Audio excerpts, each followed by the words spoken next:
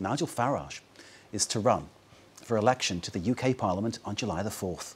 The man, considered as the godfather of Brexit, has done a spectacular U-turn and declared as the Reform Party candidate for Clacton-on-Sea.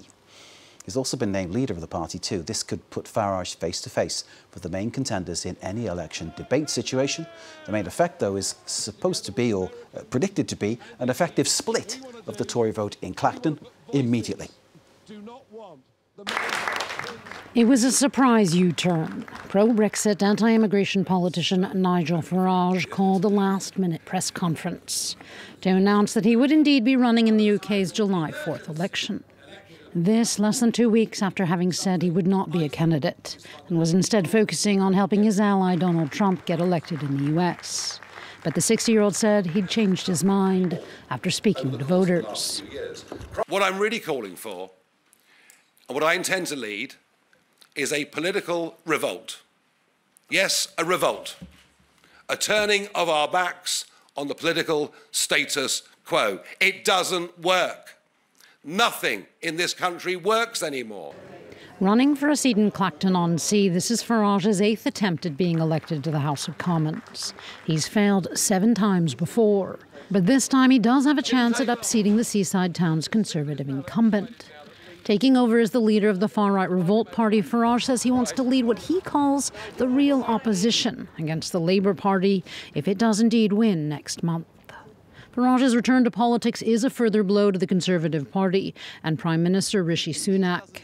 A YouGov poll on Monday said the Labour Party could win over 420 of the 650 seats in Parliament, putting the Tories potentially on track for their worst results since 1906. So Nigel Farage, before he declared as the candidate for Clacton, said that he wouldn't go there. Basically was very disparaging about the place. Now, when he went, he was greeted by people angry at what he said, and we can perhaps show you the images of Nigel Farage decorated, I'll get straight to the point, hit with the milkshake thrown at him at Clacton-on-Sea. This is what happened.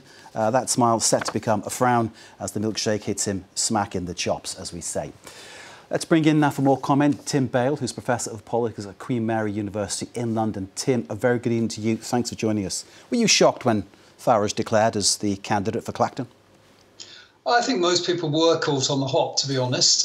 He had said a week or so before that he wasn't going to stand because he was going to go and be Donald Trump's new best friend in America.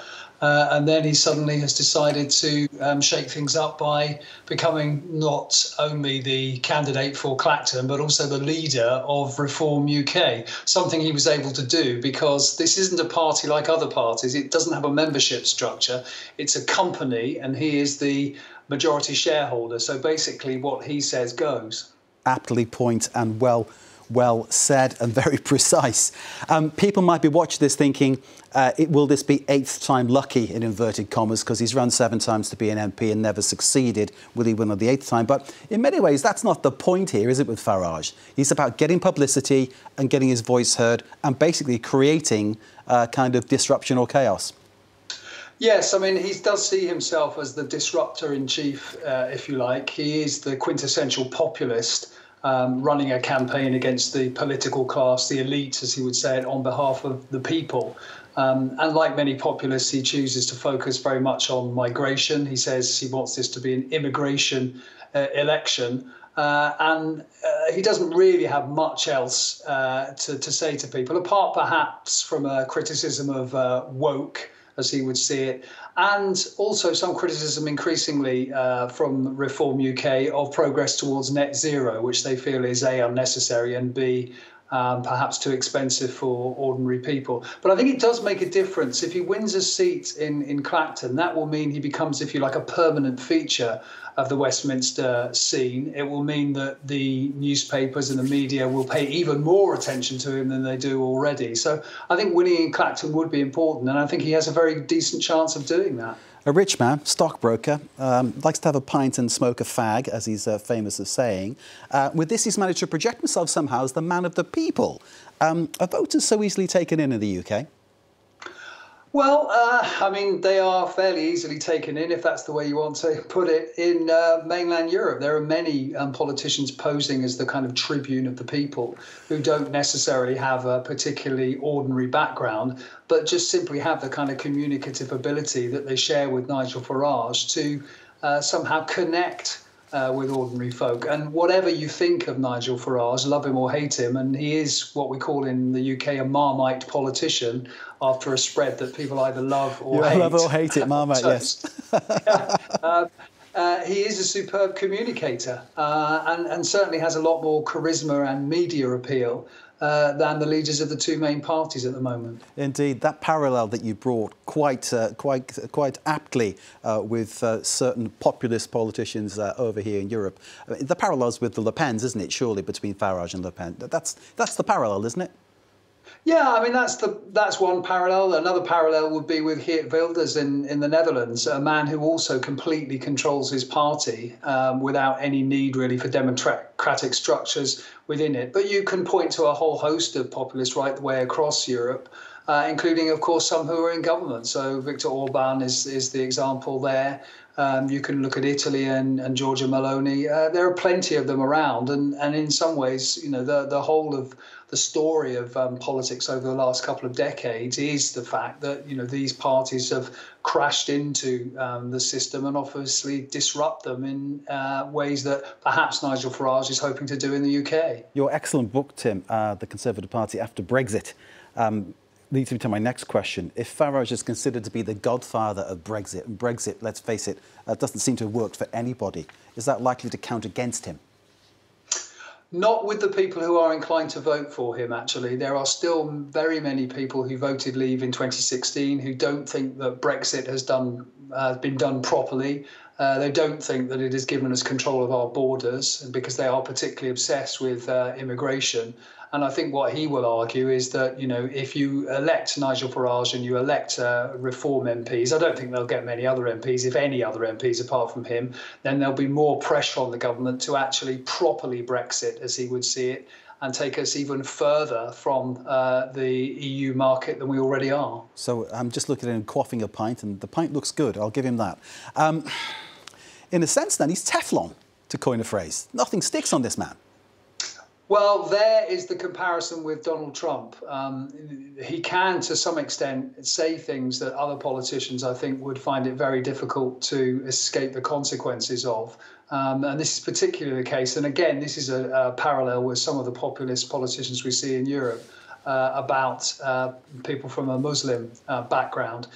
You can see increasingly, actually, over the last few months, he's tended to turn his attention to Britain's Muslim population and say some pretty disparaging things about them, as far as some commentators are concerned.